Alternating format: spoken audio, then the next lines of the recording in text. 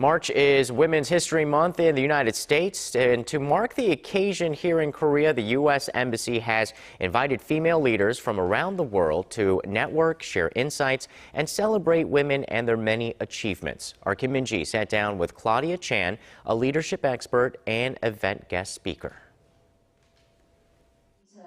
Women worldwide are making strides to break down walls and create social equality, change, and a more positive environment for women. Claudia Chan, the CEO of Globl Media, a media and education company, is one of them.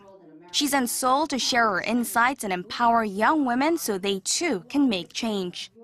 Well, there's absolutely a women's revolution happening right now across the world, I believe. I've seen an unprecedented amount of organizations and activists and businesses who have been speaking up for women's rights. Being a woman is incredible, and also it brings a diversity to society. I think feminine traits are incredible qualities of collaboration and communication and empathy and vulnerability that the world needs right now. So what improvements are needed, to foster an environment, to foster more female leaders?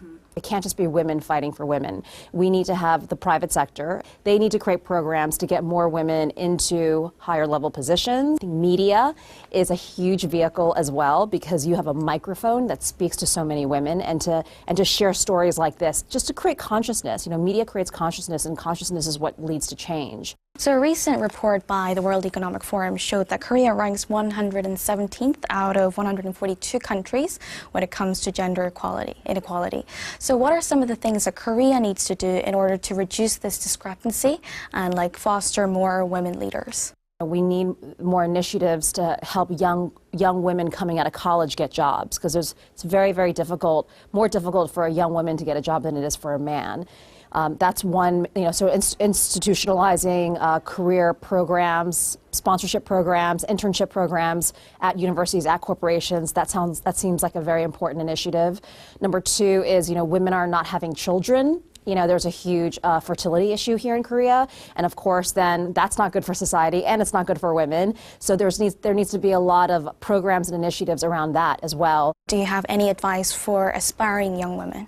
The number one glass ceiling to break before any of it is really the one in your mind. Having that confidence, inner confidence, is really important, and changing the voice in your mind instead of being critical, constantly critical of yourself. We need to be more loving and kind to ourselves so that our voice is giving us the confidence to go out there and to do whatever it is that we want to do, to dream big and to defy the odds. Kim Min-ji, Arirang News.